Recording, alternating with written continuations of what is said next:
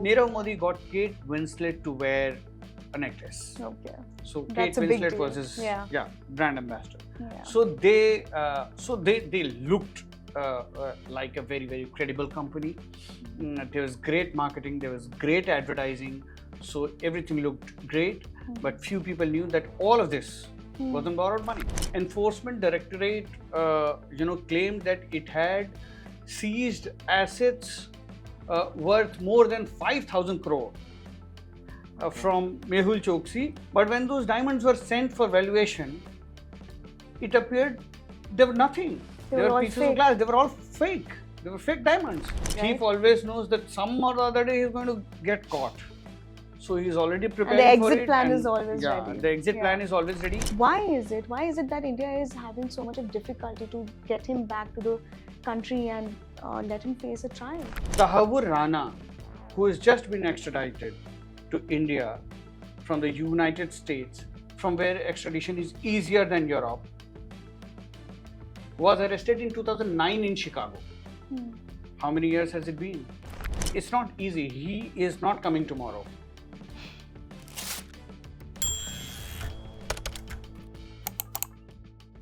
One name that is making headlines since today morning is Mehul Choksi, and he is wanted in India for carrying out one of the country's most notorious banking scam. Hi, I'm Charulata Biswas. You're watching Indian Express. With me is Deeptiman Tiwary, and he will be talking to us more about who is Mehul Choksi and the whole case, the fraud that took place in the year 2017. Yeah, the fraud took place between 2014 and 17, but yeah, 2017 is when, 2017-18 is when it actually came to light. Okay, yes. So let me first begin by asking you the big question, which is, who is Mehul Choksi? Of course, on the internet, when you type his name, you will get to know he's a diamond trader. Who is he exactly, and how big was his empire while he was operating here? So Mehul Choksi is a man from Gujarat who comes from a business family, was born in Bombay, and his father was also into jewelry business. So comes from a business family, although it was Mehul Choksi who expanded the family business to a great extent in association with his nephew Nirav Modi. Both actually opened these fancy stores not just in India but abroad. His company ran under the brand name of Gitanjali Gems, and if we remember, if you go back 10 years ago, Gitanjali Gems used to be a big brand. It had these very fancy stores all across the country and abroad. There were newspaper ads and television ads, and big models used to. I mean, Nirav Modi got Kate Winslet to wear a necklace. Okay. So Kate Winslet was his brand ambassador. Yeah. So they looked like a very credible company. There was great marketing, there was great advertising, so everything looked great. But few people knew that all of this wasn't borrowed money. And that's where the scam probably sort of happened. Absolutely. So what happened between 2014 and 2017? So what happened was that these guys were spending a lot of money in expanding the business, but they were obviously not breaking even. And apart from that, they were also doing fraudulent business. Like, for example, Mehul Choksi particularly, he was selling fake diamonds. Okay. And that is why... Under the same brand, Gitanjali Gems? Yes, under the brand of Gitanjali Gems. Actually, when this case... And it's a very funny thing that when this case broke open, Enforcement Directorate, claimed that it had seized assets worth more than 5,000 crore from Mehul Choksi, 5,000, merely in diamonds. Oh my God. Okay. And so it was like, okay, fine, most of the recovery is done, because the entire scam by the entire bank fraud by Mehul Choksi and his company was for 6,097 crores. So 5,000 crore in the first few days itself recovery is made. But when those diamonds were sent for valuation, it appeared they were nothing. They They were were all pieces of fake. glass. They were all fake. They were fake diamonds. And that is why, after attachment over the years, attachment of all his assets, his buildings, his landed property, his family wealth, whatever that ED could lay its hands on, Yeah. the recovery is only 2,500 crores Yeah. That is because he it. was selling fake diamonds. So Yeah. that's how fraud they were. But that's not the fraud that they committed on the bank. Yeah. The fraud that they committed on the bank, And the both bank Nirav, is Punjab National Bank the in bank is Mumbai. Punjab National Bank, and Nirav Modi and Mehul Choksi together defrauded the bank for nearly close to rupees 13,500 crores between 2014 and 2017. And Wow. before an FIR could be registered, Right. both of them fled the country Okay. in January 2018. Mm-hmm. So, So they got an indication that something, this was coming for them. well, a thief right? always knows that some or the other day he's going to get caught. So he's already And the preparing for exit it. plan And is always yeah, ready. the exit Yeah. plan is always ready. In fact, Mehul Choksi in November 2017 had taken citizenship of Antigua and Barbuda. Mm. Okay. And then in January 2018 he fled, and in Yeah. February, March the investigation actually began. So they already knew that, you know, people are probably approaching agencies, Yeah. and sooner or later, because, you know, it was not just the banks, there were people, there were franchises that, you know, they had taken money from, there were other investors, and Yeah. you know, when they don't get their money, or when they see that there is something wrong with the business, then they will obviously approach agencies. So what happened in the bank fraud? Because there are allegations that Choksi and Nirav Modi colluded with former employees of Punjab National Bank to pull this off. So what they were doing is that, you know, for their overseas business, Right. they were taking what is called, you know, letters of understanding are issued by banks here, Okay. you know, which helps you get loan from a foreign bank, you know, a bank branch which is there in a foreign shore. So now these letters of understanding are actually valid only for 3 months. Okay, and then that loan is to be repaid. Okay. Okay, but what Okay. they were doing is, in a way, they were renewing these LOUs. Okay. So they were saying that you add interest and you issue a fresh LOU. Fresh. Okay. So the loan would Okay. keep getting piled up. Okay. And after a point in time, it became just too much to be paid and to be ignored. Okay, and that's when things broke open. And the LOUs were being furnished by PNB, but PNB Yes. was, of course, not aware of this, right? PNB, obviously, the officials who were doing it were aware. Okay. Okay, but somehow it completely skipped the RBI audit. Okay, you know, we don't know how and why, because that has not been revealed, whether somebody was involved, because I mean, there is something called, you know, there is a SWIFT data. Now, if you match these generation of LOUs with SWIFT data and other financial data, it should show discrepancy. Somebody should have flagged it. Obviously, there were people involved who did not want it to be revealed. They must have been bribed. Yeah. Simply. And so it was not revealed until these guys had already fled the country. Okay. And Punjab National Bank had to pay those foreign branches of banks from its coffers, because these guys had run away with the money.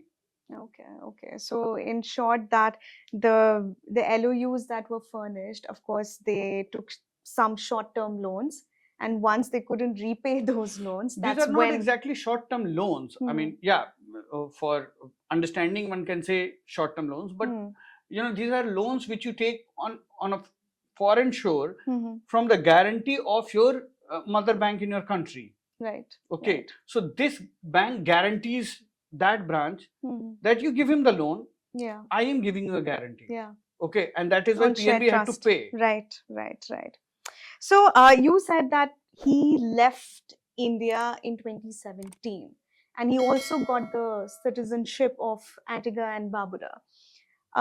How did this happen? And was there any indication beforehand that he might flee? And why did he choose that particular country? Okay, so as far as there being indication is concerned, that is something that the agencies must answer, because agencies were aware that there is a, there were complaints floating around. Punjab National Bank must answer, because Punjab National Bank was aware that a fraud has been committed. Right. Sometimes what happens that, banks have this, uh, uh, banks are obsessed with, and they should be, recovery of their loan. Okay, so most of the times the banks use the idea of going to an agency, enforcement agency, as the last resort, because then it becomes a long drawn process, and once the legal process is over, then the money comes. So till then they keep negotiating with the businessman that you pay back the loan. Right.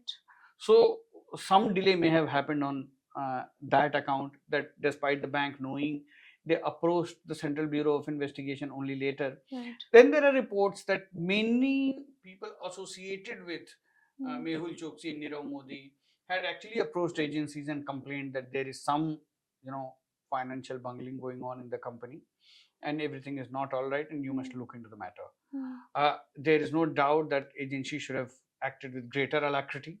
I mean, these days, LOCs are issued for Facebook posts. Yeah. So, I mean, there should have been greater alacrity on that. Yeah. So, obviously, I mean, what to say? Vijay Mallya fled the country despite an LOC being open against him. So, these lapses happen, and obviously, one can only hope that agencies will learn from their mistakes. So, why he chose Antigua and Barbuda? Okay, there are many countries in that American belt, and there are many tax havens where you can just pay for your citizenship. Okay. So it's easier. So so you pay just a certain amount. So if you are a big investor, I mean, if you're a big investor, you can get a UK citizenship. Okay. I mean, every country wants a. I mean.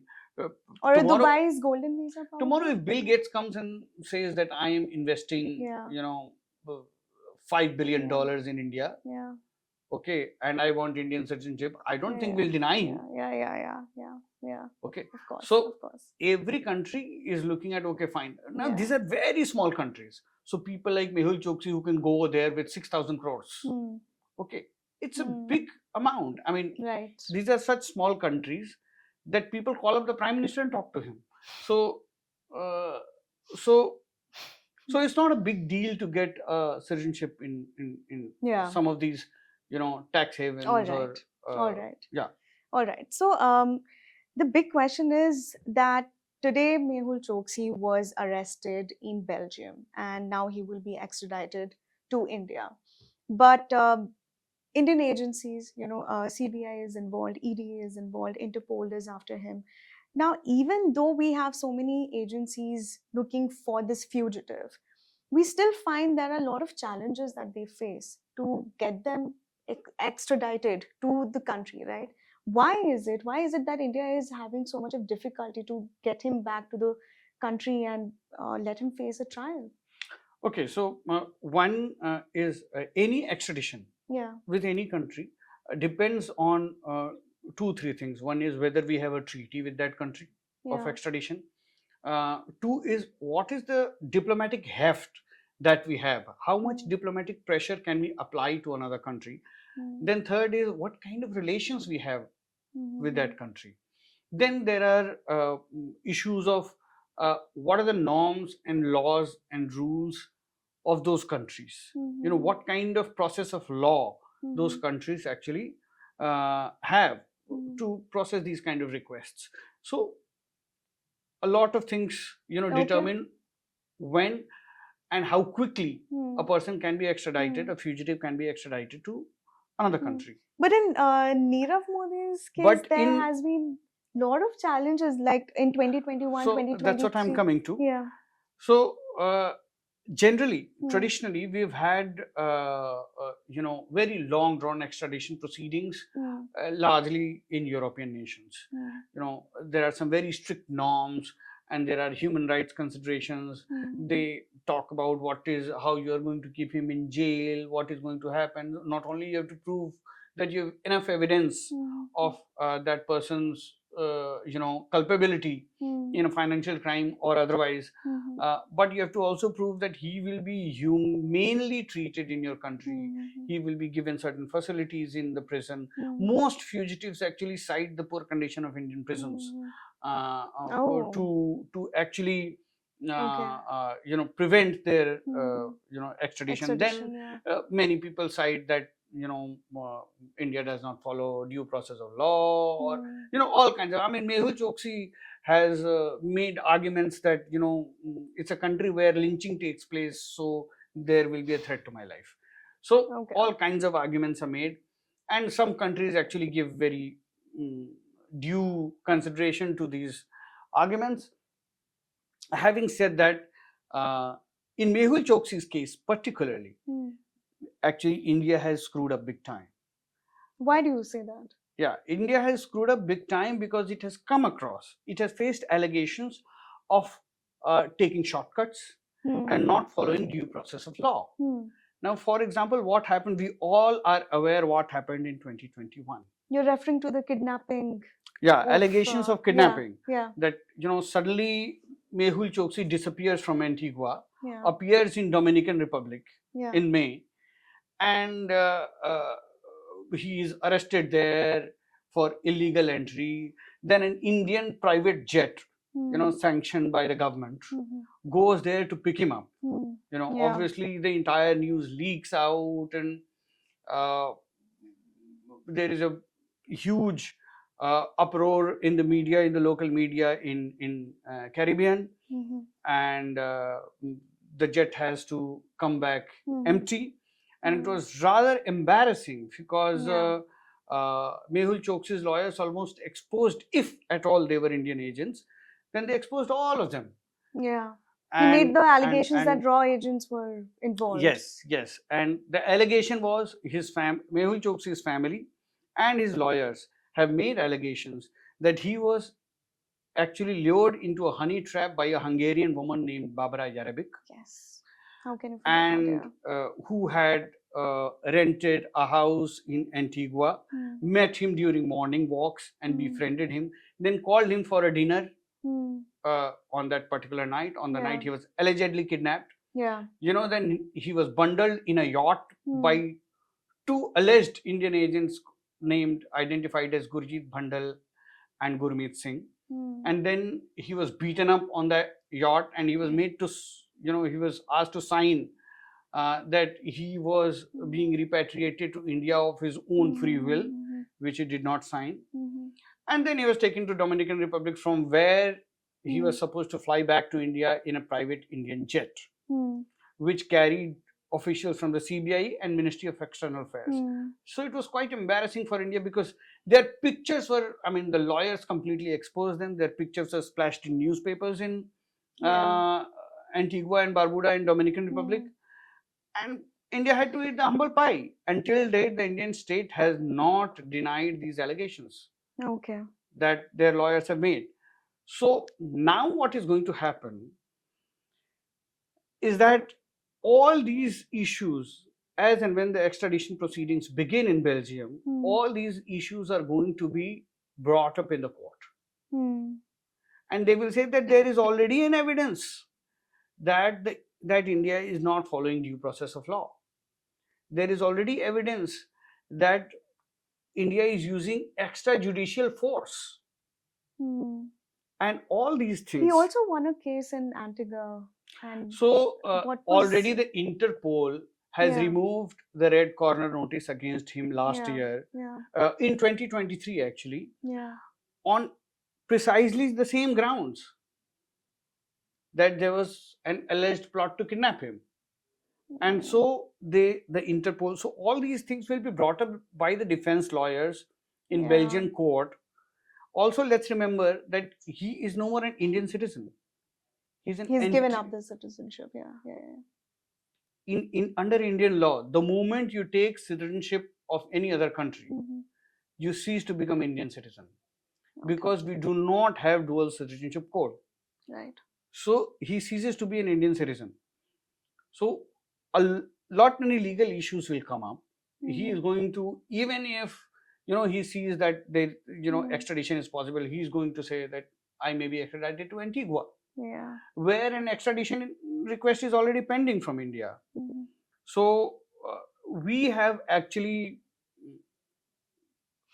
not really done well in Our case is weak against Nirav no Modi. our Is case that on its merits is very, very strong. okay? Mehul Choksi is a legitimate offender, is a fugitive from crime. He should be brought to book and he must face the law. But by not following the due process of law, we have sort of given a weapon in the hands of his defense lawyers. Now it is all going to depend on the diplomatic heft that India has with Belgium to convince the court That was my that question. Yeah. one is Yeah. whatever allegations they are making are false. Indian state was not involved in this operation at all. Right. That is what India is going to say. Right. Right. With full deniability. Right. Because the people who actually bundled him in a yacht are not Indian citizens. They are UK nationals. Okay. So India can completely deny that we had anything to do. We sent a private jet to get him only after he was arrested by Dominican Republic. Okay. And we were informed that your fugitive is here. Okay. So that deniability is there. But our job becomes slightly difficult. How difficult it is, because like you said, diplomatic lobbying is the only course of action for India to bring back Mehul Choksi back to the country for the trial. How difficult it is going to be? How many more years, or is it going to be as quick as, say, it's the next very week? simple, where everything is very smooth and fine. Let's see, Nirav Modi was arrested in the UK in 2019. He's not back to the country till yet. Vijay Mallya, around the same time, we are still waiting for him. And these are financial crimes. Let's look at crimes against humanity. For example, terrorism. Tahavur Rana, who has just been extradited to India from the United States, from where extradition is easier than Europe, was arrested in 2009 in Chicago. How many years has it been? Oh, yes. We are talking about 16 years. Yeah. So it's not easy. He is not coming tomorrow. He's not coming tomorrow. But for now, it seems like it's a win situation. No, it's a good development. It's a good development. Yeah. India must push for it. He must face the law. He's a crook of the first order. There is no doubt about it. He must face the law, and India must use all its diplomatic relationships with Belgium to make him face the law. But it's not going to be easy. It's not going to be easy. But we will keep a track of the Mehul Choksi case. And thank you so much, Deeptiman, for giving us all those details and breaking it down for our viewers to understand how complicated it could be for the Indian government. And thank you, viewers, for joining us in this broadcast. If you liked the video, don't forget to like, share, and subscribe to our channel, The Indian Express. Thank you so much for watching. Thank you, Deeptiman. Thank you.